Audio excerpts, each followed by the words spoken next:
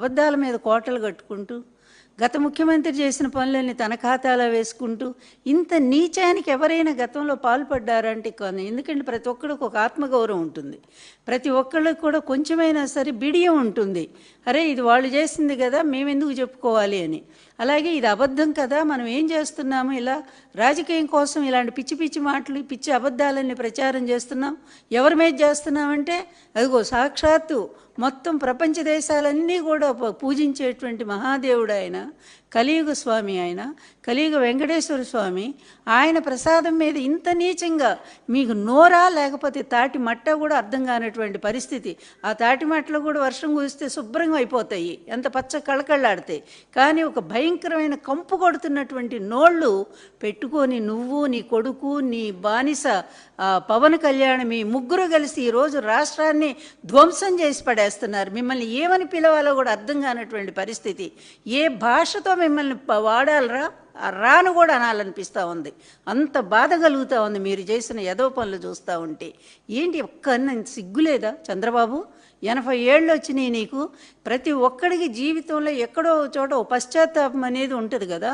ఎక్కడో చోట నేను ఈ తప్పు చేశాను, నేను ఇప్పుడైనా సరే పశ్చాత్తాపడి ఆ దేవుడికి నేను క్షమాపణ చెప్పుకోకపోతే నాకు జీవితం ఏమి ఉండదు అని చెప్పాను. ప్రతి ఒక్కడికి కలుగుతుంది ఎక్కడో చోట. కానీ నీకు 80 ఏళ్ళు వచ్చింది, ఇప్పటికేమో అసలు మైండ్ లేకుండా పోతున్నావు. నువ్వు ఏం మాట్లాడుతున్నావో నీకే అర్థం కావట్లేదు. ఎవరో కట్టిన బిల్డింగ్ దగ్గరికి వెళ్ళి ఫోటో తీసుకొని ఇది నాది అంటావు, అక్కడికి వెళ్ళి దావోస్ వెళ్ళి ఏదో అబద్ధాలు ప్రచారం చేస్తావు, 23 లక్షల కోట్ల ఉద్యోగాలు అంటావు. ఇది నీ మైండ్, నీ పరిస్థితి ఇది. అలాంటి నువ్వు ఇప్పటికి కూడా కనీసం పశ్చాత్తాపం లేకుండా నీ అబద్ధాలు అనేటువంటి దాన్ని కంటిన్యూ, ఇదొక నిఘంటువులాగానో లేకపోతే ఒక గ్రంథ రచనలాగానో నువ్వు కంటిన్యూ చేస్తూనే ఉన్నావు. ఇప్పటికి కూడా నీ పాపం పండే రోజు దగ్గరకు వచ్చిన చంద్రబాబు, నువ్వే కాదు నీ కొడుకు, నీతో పాటు ఉన్న నీ బానిస పవన్ కళ్యాణ్ ముగ్గురు కూడా జైలుకి వెళ్ళేటువంటి పరిస్థితి రాబోతోంది. నిజం చెప్తున్నాం మేము. ఎందుకంటే ఈరోజు సిబిఐ ఇచ్చినటువంటి రిపోర్టు, సుప్రీంకోర్టు ఆ రోజే మొట్టికాయలు వేసి నేను ప్రశ్నలు వేసింది. స్వయంగా ఈ రాష్ట్రానికి ఒక ముఖ్యమంత్రి అయి ఉండేటువంటి నువ్వు ఎలా మాట్లాడతావు, నువ్వు ఈ విధంగా నువ్వు ఆరోపణలు ఎలా చేస్తావు, ఇంతవరకు రిపోర్ట్ లేకుండా ఎలా మాట్లాడతావని. ఎప్పటిది నెయ్యి నువ్వు ఇచ్చినటువంటి బోలే బాబా, నువ్వు పర్మిషన్ ఇచ్చిన వాడే కదా, ఆడు సప్లై చేసింది. పైగా ఎప్పుడు ఇది టెస్ట్కి వచ్చింది, జూన్లో కదా, అంటే నీ గవర్నమెంట్ వచ్చిన తర్వాత కదా. అది వచ్చిన 4 నెలలకు నువ్వు అనౌన్స్ చేస్తావా? అది కూడా నువ్వు రిపోర్ట్ తెప్పిస్తే ఏం చెప్పావు, నువ్వు ఏం చెప్తావురా? భయంకరంగా జంతువుల కొవ్వు లేకపోతే పంది కొవ్వు ఇంకా అది ఇది అని ఒక ప్రసాదం మీద అందరూ కళ్ళకద్దుకొని భక్తిగా తినేటువంటి ఒక ప్రసాదం మీద ఇంత నీచంగా ఆరోపణలు చేయటానికి నీకు తప్ప ఎవరికన్నా సాధ్యమవుతుందా? ఇంత బాగా అబద్ధాలు చెప్పగలిగినటువంటి హీనస్థితి ఇంకే నాలుకైనా ఉందా? అదొక్క నీ నాలుకే సాధ్యం. ఈ అబద్ధాలతోనే కదా నువ్వు జీవితం అంతా ఇట్లాగే చీ చా అని అందరూ అంటూనే ఉన్నారు. ఆఖరికి నీకు తెలియదు, నీ కుటుంబ సభ్యులు కూడా నిన్ను వెనక దిడుతూనే ఉన్నారు. అయినా సరే ఇది కూడా ఓ బతికేనా బతుకు చంద్రబాబు? ఒక్కసారి ఆలోచించుడు. ఇది ఒక బతికేనా? నువ్వు నీ పచ్చ మీడియా పెట్టుకొని, నీ పచ్చ గొట్టాలు పెట్టుకొని ఇష్టం వచ్చినట్టు ఈ అబద్ధాలను ప్రచారం చేస్తే ఈనాడున్న సోషల్ మీడియా చీల్చి చెండాడటం లేదా అందరినీ? నీ ప్రతి అబద్ధాన్ని అప్పటికప్పుడే రుజువు చేయట్లేదా? అప్పటికప్పుడే తేడతెల్లం కావట్లేదా? నువ్వు ఇచ్చినటువంటి అనేక విషయాల మీద, అదేవిధంగా రైతు పుస్తకాల మీద కూడా మరి దాని మీద నువ్వు చేసిన ప్రచారం మొన్న ఏమైంది? అది కూడా తేడతెల్లం అయిపోయింది. జగన్ గారు చేసిన మంచి పని అని చెప్పి వచ్చింది. మరి ఇట్లాంటి అబద్ధాలు ఆడుతున్నప్పుడు, అవి రుజువులు అవుతున్నప్పుడు, ఆ నిజాలు బయటకు వస్తున్నప్పుడు నువ్వు సిగ్గుపడాలా? పడవుగా. ఎందుకంటే నీకు సిగ్గు అనేది నీ పుట్టుకలోనే లేదు గనుక, నీకు అసలు ఆ విధమైనటువంటి ఆత్మాభిమానం కించిత్తు కూడా లేదు గనుక, నీ చెప్పాలంటే ప్రజల దురదృష్టం కొద్దీ నువ్వు మళ్ళీ మళ్ళీ పరిపాలనలోకి వస్తూ ఉన్నావు. ఎన్ని అడ్డదారులు దొక్కుతావో దానికి అందరికీ తెలుసు. ఎన్ని పార్టీల కాళ్ళు పట్టుకుంటావో నీ నీచమైన బ్రతుకు అంతే కదా. దేవుళ్ళంటే ఎన్టీఆర్ని పట్టణ పెట్టుకున్నావు, ఆ రోజు వెన్నుపోటు పొడిచావు, చెప్పులేయించావు. ఆ రోజు దాన్ని మైపుచ్చడానికి లక్ష్మీపార్వతి మీద నిందలేయించావు. ఇదే పచ్చ మీడియాను పెట్టుకొని అడ్డంగా పెట్టుకొని అబద్ధాల మీద అబద్ధాలు, అబద్ధాల మీద అబద్ధాలు. ఇప్పటికీ అదే అబద్ధాలు లక్ష్మీపార్వతి మీద చేస్తున్నావు. తర్వాత నీ కొడుకు లాంటి జగన్మోహన్ రెడ్డి అద్భుతమైన పరిపాలన చేస్తే ఆయన మీద ఇక మొదలు పెట్టావు, జైలుకు పంపించావు. మరి 16 నెలలు జైల్లో పెట్టావు.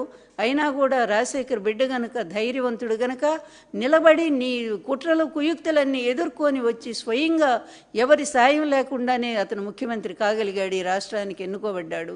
మొన్న జరిగిన ఎలక్షన్ మళ్ళీ జగన్ గెలుస్తాడని చెప్పి ఈవీఎంల ద్వారా మోసం చేసి ఎలక్షన్ కమిషన్ గుప్పిట్లో పెట్టుకొని మళ్ళీ మొన్న గెలిచి వచ్చి ఇది ఒక గెలిపేనాసి. ఇంత హీనమైన బ్రతుకు ఎవ్వరూ కూడా ఈ చరిత్రలో ఇంతవరకు కూడా మేము చూడలేదు. నిజంగా చంద్రబాబు ఛీ, నిజంగా ఛీ, ఇట్లా తిట్టాలనిపిస్తుంది. ఏ పదాలు, ఎందుకంటే నాకు పరుష పదాలు రావు గనక ఇక ఈ భాష ఛీ అనే పదం కంటే కూడా ఇంకా హీనమైన పదం ఇంకొకటి ఉంటుందని నేను అనుకోను.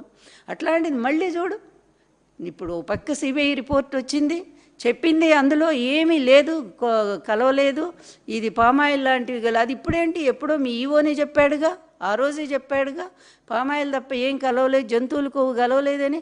మళ్ళీ ఆయన చేత బలవంతంగా ప్రెస్ మీట్ పెట్టించి 3 నెలల తర్వాత అందులో ఇంకేదో కలిసిందని అర్థం వచ్చేట్టుగా చేసి నీ హయాంలో నువ్వు పర్మిషన్ ఇచ్చిన బోలేబాబు ద్వారా సప్లై అయినటువంటి నెయ్యి నీ హయాంలో వచ్చిందే.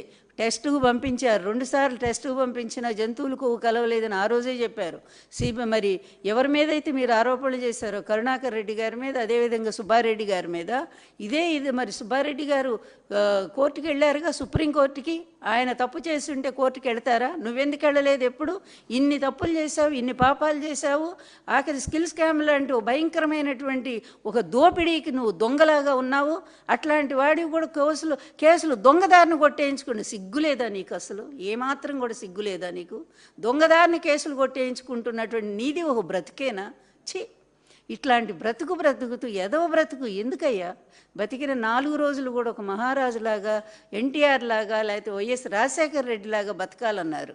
కానీ నీ బతుకు ఒక బతికేనా? ప్రజలు ఒక్కసారి చూడు, బయట ఎంత ఛేదరించుకుంటున్నారో, నువ్వేంటో నీ కొడుకేంటో బయటికి వెళ్ళు, ఒక్కసారి చూడు. నీ ఇంటెలిజెన్స్ ఇప్పుడే నీకు చెప్పు ఉంటుంది. దానికి తోడు నీ అబద్ధాల మీద అబద్ధాలు, అదేవిధంగా ప్రతిదీ కూడా నీ ఖాతాలో వేసుకోవడం, ఎవరో చేసినటువంటిది. మరి ఎవరో కట్టిన వంతెనలు నీయే అంటావు, ఎవరో కట్టిన హాస్పిటల్స్ నీయే అంటావు, ఎవరో చేసినటువంటి ఇట్లాంటి వెదవబాటి మా అబద్ధాలకు మాత్రం నువ్వు కేర్ ఆఫ్ అడ్రస్గా మిగిలావు. ఈరోజు దీని మీద మొత్తం అట్టుడికినట్టు ఉడుకుతా ఉంది సోషల్ మీడియా అంతా కూడా. ఈ రిపోర్ట్ వచ్చిన తర్వాత ఎక్కడ జంతువులు కోగలిసిన చంద్రబాబు, నీకు నిజంగా దమ్ము, ధైర్యము, సిగ్గు, మానం, అభిమానం ఏదైనా ఉంటే రా, వచ్చి రోడ్డు మీద నిలబడి. మొన్న మాట్లాడావుగా, ఆ రోజు అందరి ముందు మాట్లాడావు కదా, జంతువులు కోగలిసి నిస్సిగ్గుగా, దాంట్లో పంది కొవ్వు కలిసిందన్నావు, యానిమల్ కొవ్వు కలిసిందన్నావు.